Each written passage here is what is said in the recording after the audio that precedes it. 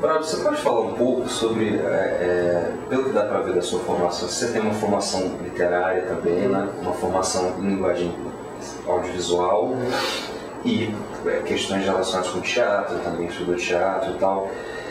Você pode falar um pouco, assim, em linhas gerais, o que seriam diferenças e semelhanças de você contar uma história em cada um desses suportes?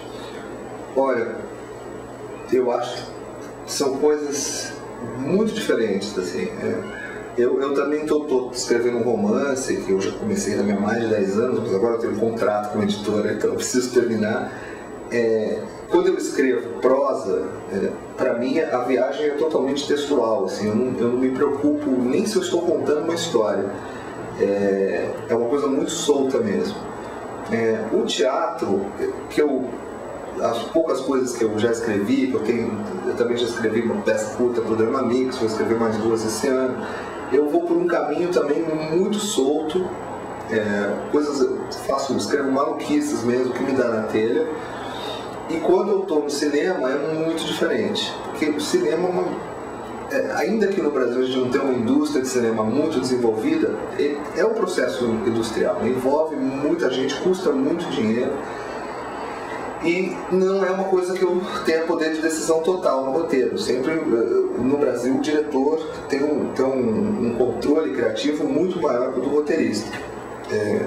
Não sempre, acho que em alguns casos se formam parcerias muito boas, como é o caso da Laís Budansky e do Luiz Bolognese, e como foi o meu caso com o Fernando Meirelles, não só no Cidade de Deus, como também no outro roteiro que a gente não chegou a produzir. Aí é uma coisa muito dividida mesmo, assim, mas no geral você acaba tendo que se adequar ao diretor. Então eu não tenho no cinema a liberdade que eu tenho na prosa e no teatro, isso já faz muita diferença. Do ponto de vista técnico, mesmo que eu tivesse a mesma liberdade, também é muito diferente, porque o suporte determina muito como você vai contar a história. Se o seu suporte simplesmente o texto impresso, né, é uma prosa que você tem uma liberdade de fazer o que você quiser. Você pode fazer um acontecimento que dura, na realidade, alguns segundos, você pode transformá-lo em 200 páginas, se você quiser, né? No cinema não é bem assim. Na literatura você pode entrar profundamente na cabeça dos personagens e dizer o que eles estão pensando. No teatro você se apoia mais nos diálogos. E no cinema, na ação. Na ação, eu acho que a ação física é o que manda. Assim, a imagem, você pode dizer muito mais coisas sem precisar de palavras no cinema. Tanto que os meus roteiros, o software de roteiro que eu uso para escrever faz umas estatísticas, quanto tem de diálogo, quanto tem de ação, e normalmente assim, quase 80% dos meus roteiros são ações. Os diálogos ficam entre 30 e 25%. Assim. Então, você não depende tanto do que os personagens dizem. Você pode mostrá-los fazendo coisas e a maneira como você mostra pode ser dramática, né? Você pode entender um personagem simplesmente por ações. Você tem o close, os planos fechados, plano geral, com a montagem você gera muitos sentidos, né? Para dar um exemplo mais concreto, a abertura do Cidade de Deus, por exemplo, que é a cena da galinha que escapa, aquilo está no livro. E só existe aquela cena pela minha encarnação com essas diferenças entre entre as formas de expressão dependendo do suporte, né? No livro do Paulo Lins, eu adorei essa parte do livro, porque ele é um narrador onisciente, mas que conta o que está acontecendo. É um churrasco do ponto de vista de um galo que está amarrado e que vai ser morto, depenado e entrar numa canja. E eu achei aquilo espetacular, mas pô, cara, que barato, como eu gostaria de colocar isso no filme, mas como eu vou fazer isso no filme? Um galo, uma voz do pensamento do galo, vai ficar um negócio absolutamente ridículo, né?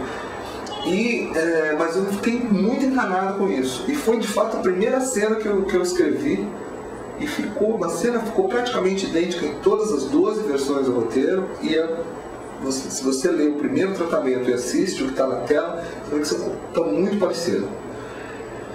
Eu me lembrei então quando eu estava nesse processo, como é que traduz isso para o cinema, eu me lembrei de um efeito de montagem que é descrito em muitos livros de cinema, chamado efeito Kuleshov, que o nome Kuleshov era um diretor de cinema soviético dos anos 20, que fazia experiências com montagem. Na mesma época que o Eisenstein também fazia isso. E muitos livros contam esse experimento dele. Ele filmou um ator russo muito famoso de teatro, era um rosto muito conhecido, em Moscou. Filmou o cara olhando para a câmera, simplesmente olhando para a câmera, não olhando neutro, olhando para a câmera. O cara ficou assim olhando para a câmera. Aí ele filmou uma mesa cheia de comida, assim, um banquete, filmou um bebezinho num berço e filmou um cadáver num caixão, numa situação de velório. Na montagem que ele fez, ele intercalou, né, naquela época, hoje a gente monta em computador, naquela época assim, literalmente você cortava o filme e grudava com fita adesiva. Até um pouco menos de 20 anos atrás ainda se fazia assim, né? E intercalou, então era a mesma cara do ator olhando para a câmera, aí aparecia a comida. Voltava para a cara do ator olhando para a câmera, aparecia o bebê no berço. Voltava o ator olhando para a câmera, aparecia o cadáver no caixão. E ele passou esse filme para as pessoas e... Então, o que vocês acham? O que vocês têm a dizer sobre esse filminho curto? E quase unanimemente as pessoas diziam: como esse ator é bom, né? Só com um olhar ele expressa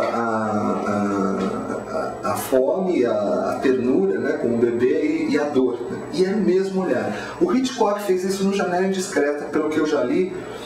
Eu acho que está até naquele livro de entrevistas dele que o Truffaut fez com ele.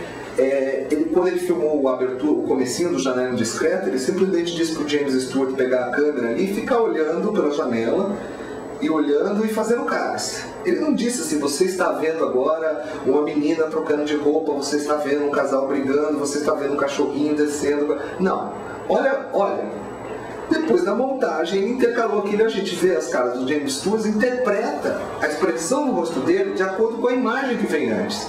Então, o cinema tem essa coisa com a montagem que eu acho que quem escreve tem que saber disso. Eu acho que isso não é uma coisa só para diretores e para montadores, eu acho que é para os escritores também. Você pode, associando imagens, colocando uma imagem depois da outra, produzir um sentido com isso. Isso você pode fazer também na literatura, mas é muito diferente, é um outro processo. No teatro, você só pode fazer isso realmente, de fato, com os atores se mexendo. Já no cinema você faz. Se você mostra uma pessoa com o rosto, imagina uma sala, estou inventando isso agora, uma sala de espera com um monte de gente, e você vê um cara assim, mexendo as pernas, agitado, meio nervoso, e ele olha para a mesa, digamos, da recepcionista. Aí, na mesa da recepcionista, você pode escrever isso sem dizer plano de detalhe, você só usando letras maiúsculas, você já sugere que essa imagem vai encher a tela, um maço de cigarros. O público conclui imediatamente: esse cara é fumante, ele está louco para fumar um cigarro. Um exemplo banal, né? Isso faz o cinema, a narrativa do cinema. Isso para mim determina muito a maneira como você narra as coisas do cinema. É um pensamento, apesar de você ter que conhecer dramaturgia, saber construir personagens, saber construir uma trama, né? Tem toda uma história isso sim se parece com o teatro, né? É uma história que tem uma duração limitada no tempo. Um filme dura em torno de 2 horas. As coisas têm que acontecer, né? Um romance pode ter 150 páginas ou 500 páginas. Os filmes normalmente de longa-metragem duram em torno de 2 horas. Há exceções, filmes que duram um pouco mais, mas normalmente você está ali, você tem que contar tudo naquele espaço de tempo. Então, essa progressão no tempo, a construção dos personagens, a construção da trama, tudo isso é um estudo de dramaturgia que você tem que entender, e isso sim tem a ver com o teatro, muito.